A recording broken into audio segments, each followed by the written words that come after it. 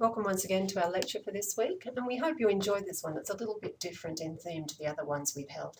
AJ, this week, how are we going to do something a little bit different? Well, this week we're looking at the many cultures that have chosen to make Australia their home, or the people from many cultures that have made Australia their home, and how, as a result, Australia is a multicultural nation with a culture of its own and very unique in the world.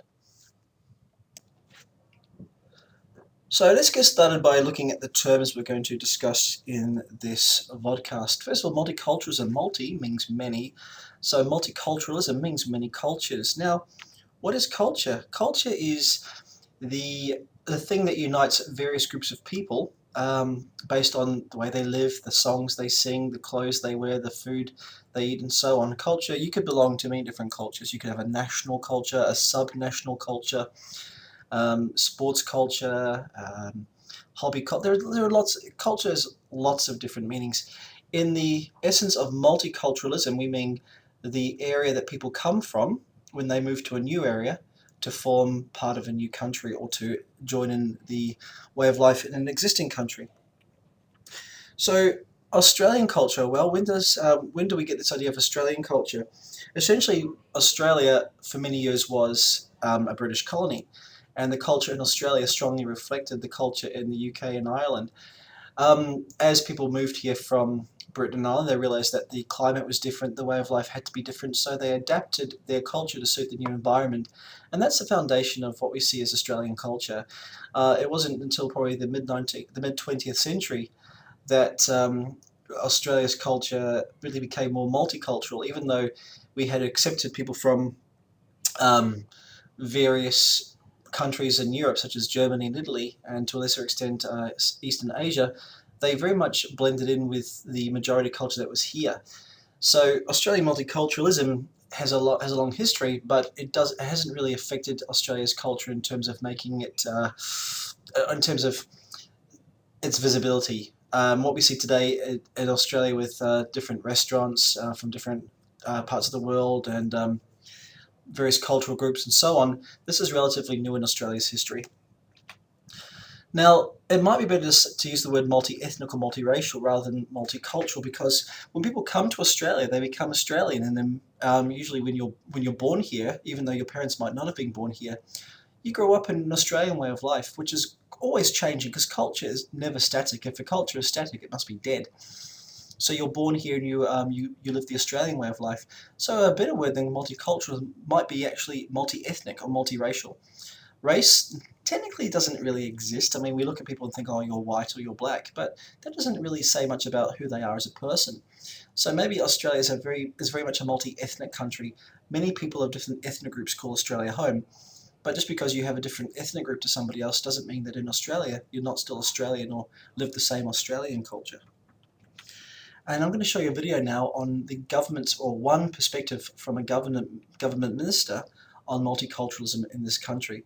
This is Richard Di Natale. Richard Di Natale is an Italian Australian, and he is the leader of the Greens Party in the federal government. And now for a little bit more listening practice. I want you to click on either of two links to the right-hand side. One is another explanation of what Multicultural Australia is all about from VEA. And the second one, if you want more of a challenge on listening, please listen to a parliamentarian address, and she will talk about her Multicultural Australia perspective. So remember, you can watch both of these, or click on either the first or the second link. And when you've finished watching these short videos, please make sure you return to this podcast. Any talk about multiculturalism in Australia should begin with an acknowledgement of our Indigenous people. You might recall a few months ago I gave a talk on the origins, on the people who lived in Australia before Europeans arrived, the Aboriginal people. Now, they did not form one united country. In much the same way that Europe or Asia or Africa today are not united countries, the Aboriginals themselves had many different countries, many different nations. In fact, around 600 there are about 600 different countries in Australia. Not countries as we know them by today's standards, but tribal groups that recognise they formed some special bond which could have grown into countries. And most of these groups today still recognise that they are from distinct countries. They still retain that identity. They spoke about 250 different languages and dialects. So these, like, some of them are very similar, but if you went from the eastern coast of Australia, where we are over here, to the western coast of Australia, you'd find that the difference in language would have been as distinct as, say, English from Japanese. They were very distinct languages from one another. However, all these nations had very similar cultural practices, so much so that they could interact quite freely and easily with other nations, because they knew the same social norms, they had the same protocol and etiquette. Now, their environment shaped their culture, so people from the desert live differently to people on small islands or people in the wetlands of the east, as one does. I mean, a culture is shaped by your living environment. So those were the differences that existed in Australia. Where they came from meant they had different practices that had evolved to cope with the environment where they lived. There's also evidence that cultures to the north, for example, Papua New Guinea, Indonesia, well, what is today Papua New Guinea and Indonesia, there is evidence that the people in those countries traded with Aboriginals to the north. So there might well have been interaction between cultures, and that could have influenced the Aboriginal cultures to the north of Australia. The Torres Strait Islander people, Torres Strait Island is an area of Australia up here, close to Papua New Guinea. They had contact with people in Australia and the people of Papua New Guinea. So Australians or Australian Aboriginals did have a sense that the world was bigger than Australia, particularly those Aboriginals in the north of the country. They knew there was life outside of Australia. How they perceived that life, well, we don't know. So yeah, also the people of the Torres Strait, they are quite different to the mainland Aboriginal people because they come from small islands, so naturally their culture evolved in a way that was rather different to those who came from the great big landmass of Australia. Now I wanted to show you a video on the Indigenous people of Australia. This is made in the United States, so it really is an American perspective. We're now going to listen to a range of Australian people from all sorts of backgrounds express to you what they feel being an Australian is. At the very end, they interview quite a famous Australian called Ernie Dingo, a famous Indigenous person, and he also makes a very interesting comment about what being Australian is. Remember to return to this vodcast after you've... Early Australia, so the end of Australia being dominated by Aboriginals and the start of the country we know today. Now, Dutch sailors, they had set foot in Australia during the 17th century, but they didn't settle here. They knew Australia was here. They found the western coast of Australia. They made a map of it, and they came ashore, but they didn't stay. Now, in 1788, 1,500 people arrived in Sydney. We know that they were British, but not everybody on board those ships was British. There were about a dozen African men, mostly, I think, African Americans. So even at the time of the first fleet, there were people from outside the British Isles arriving on these shores. Some of these men escaped from the British. They were, of course, convicts. A lot of convicts did escape from the prisons they were put into in Australia. I think these black men tried to make friends with the local Aborigines, thinking that, well, we have the same skin colour, we can get along. But of course, they were still foreigners, so I don't think it worked out very well for these Africans. You then, once you have the arrival of the first fleet in Australia, the British and the Aboriginals started to learn about each other, to mix. Over the years, many British men started to take Aboriginal wives, so you had the start of a new, I guess you could say, group of people, half British, half Aboriginal. And this is essentially the groundwork of modern Australian culture, this blending of two peoples to form a new people. As I've talked about before, Australian culture had to, British culture had to adapt in Australia to deal with the reality. You couldn't wear the same clothes in Australia that you wore in the British Isles because it was too hot over here. Homes had to be built differently to cope with the heat and also the landscape. So the culture did have to adapt and change, and that's how culture is always growing. It has to adapt and change to changes in the environment and changes in landscape and so on. The first Chinese migrant was recorded in 1818, so 30 years after Australia was founded by the British, we had our first Chinese migrant, and as you will recall from a few weeks ago, the Chinese have had a very profound effect on modern Australian culture.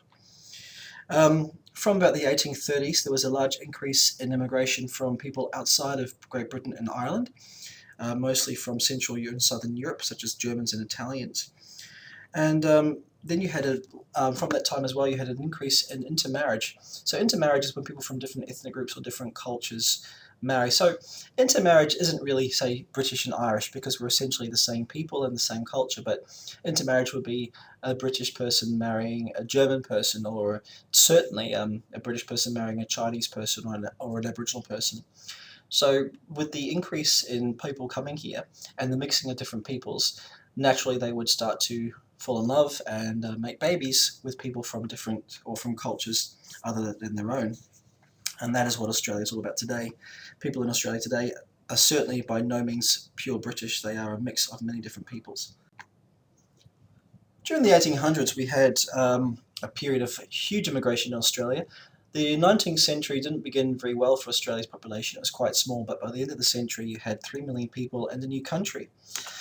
The gold rush, now that brought lots of migrants to Australia's shores from North America, from Europe, and from China. In fact, there was actually a fear that Australia might lose its very strong British identity, that the identity might weaken, that all these people, these aliens coming to Australia had no care for British values or for British democracy, and as a result, Australia would cease to be the Australia that people had were hoping it was going to become. There was a desire to keep migration from outside the British Isles restricted, for many reasons, one being that they wanted Australia to remain a strictly English-speaking country, that are an Anglo-Celtic country. Anglo-Celtic essentially means people who come from Great Britain or from Ireland. But that's implausible, because the population of the British Isles wasn't large enough to really seed a new nation. And Australia needed skills from people who came elsewhere, such as the Central Europeans and the Chinese. So even though there was restriction towards people coming, or restriction against people coming to Australia, it wasn't possible to enforce it. There was also a fear that ethnic groups, particularly those from from cultures very different to the British and Irish culture, would form minority enclaves in the cities. Now, an enclave is almost like a ghetto. You have a group of people who come from the same region or same city or country elsewhere, and they live together, they work together, they do business with each other, and they form their own sort of micro culture, micro-society within the wider society. You see this in cities all over the world today, and people are starting to see that in cities of Australia, such as Brisbane and Melbourne. Sorry, not Brisbane, Sydney and Melbourne. And Australian people didn't like this. They didn't want to have a country that had these little ghettos, these little minority enclaves in the cities. So that was one of the reasons why people were afraid of non-British Irish immigration. They wanted to keep it one. They wanted Australian culture to be one culture, and have none of this horrible foreign influence. Looking forward to the 1900s, we see here a family of Dutch immigrants arriving after World War II. Well, there were many immigrants that came to Australia after World War II. Europe was in tatters, and lots of people had to get out. So both New Zealand and Australia accepted lots of refugees from Poland, from the Netherlands, from Belgium, people escaping from their war-torn countries. And after a couple of years moratoria, people from Germany and Austria were also allowed to immigrate here, but because they had been at war with the British Isles, should I say with the British Empire, and with Australia, there was still a bit of fear and apprehension against allowing German and Austrian and even Italian people to come to this country, but they came eventually. In 1967, there was a referendum. A referendum is when people get to vote on an issue or a couple of issues. If you're Swiss, you'll know all about referenda. And this was on allowing Aboriginal people to be treated as Australian citizens. Until 1967, Aboriginals were not classed as Australians. They couldn't.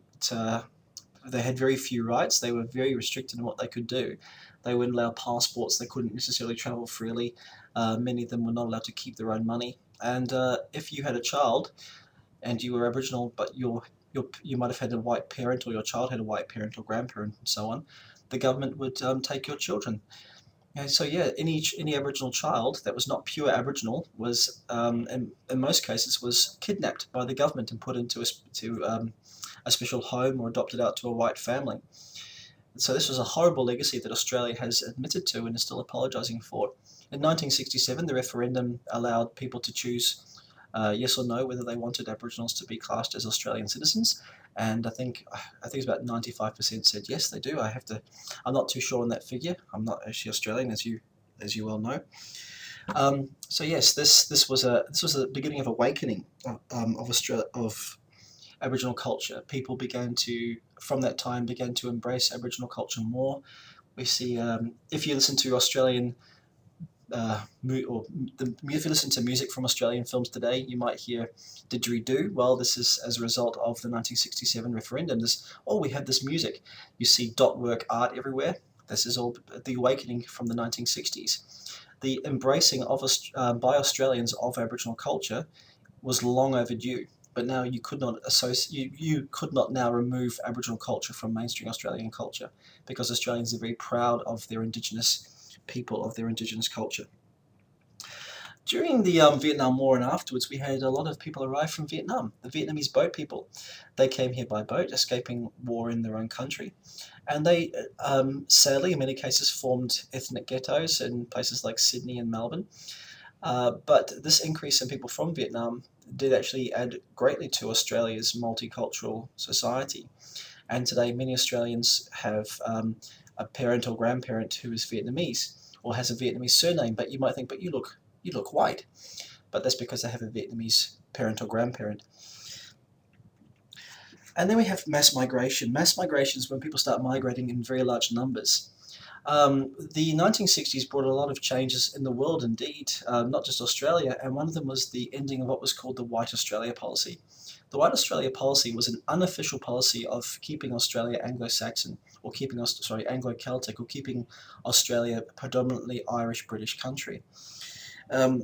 When governments started enacting laws to weaken the system that had pretty much enforced this policy, we saw a large increase in people from China, from India, from Eastern Europe, and so on. And they came in very large numbers. Unfortunately, White Australia policy even though it wasn't official, it did bring lots of discrimination, and there was lots of discrimination against people, even British people. You might have arrived into Australia after World War II from the United Kingdom or Ireland, and you could have found yourself subjected to unwanted discrimination. I myself am a British immigrant. I moved to New Zealand when I was 5 in the 1980s, and at that time there was still a lot of anti-British sentiment. There's the word POM. Now, POMmy to me is a very nasty word. I don't like it. I regard it as very racist. A lot of people arriving in Australia today from the United Kingdom don't mind the word because they have no understanding of the history of the word. And it's not just the word POM, because POM is just a word. A word alone can't hurt, but it was the sentiment that went with it. It was often the violence and the nastiness that went with the word. The word was just a manifestation of so much resentments against British people. So yes, even the predominant culture or the predominant ethnic group, they could still suffer discrimination because they weren't born here and their parents weren't born here. So Australia was very much we are Australians, and even if you come from Britain or Ireland, you're still not proper Australian. I'm going to show you a short film now on multiculturalism in today. Well, a quarter of Australians are born overseas, but this is not new. You've always had a large amount of people born overseas in Australia, but in the past it was mostly British and Irish. Today, that's less likely to be true. The British and Irish still form the largest groups of people born overseas in Australia, but now you've got larger numbers of people from China and India. Not unsurprisingly, a large number of Australians are born in New Zealand, but as we've already discussed many times, Australia and New Zealand, although they're different countries, they're not really like different countries at all. There are many cultural groups and societies that exist in Australia. These groups and societies help people from different countries, either whether they are born overseas or first or second generation Australians, maintain access to their various cultural groups, whilst at the same time living as normal Australians out in the real world. We have an Australian Multicultural Council. This is a council that advises the government on matters pertaining to the diverse cultures that exist in this country, so that when the government enacts laws, it can do so in a way that's fair or fairer to all people in this country. You regularly see cultural displays and events. Maybe you've been to the city on a Wednesday afternoon and you'll see outside the casino and the library there all the food stalls from different parts of the world, such as German sausages and sushi and so on. This is a reflection of the fact that there are so many people that call Australia home, but are still very proud of the countries they came from. We have a distinct Australian identity. There is so much about Australia that all people who live here can be proud of and can connect to. So just because you are an Australian from China or from the UK or from New Zealand or, okay, New Zealand, a different example, but from India and so on, it doesn't mean you can't still be very much a proud Australian. And as people move when people move to another country and they have children there and so on, they slowly lose touch with their home country and become more and more engrossed in the new country. Many people today in Australia will only connect with Australia even though they know that they have family from other countries generations ago. But those countries even are in the past, and Australia is their home and it's their future.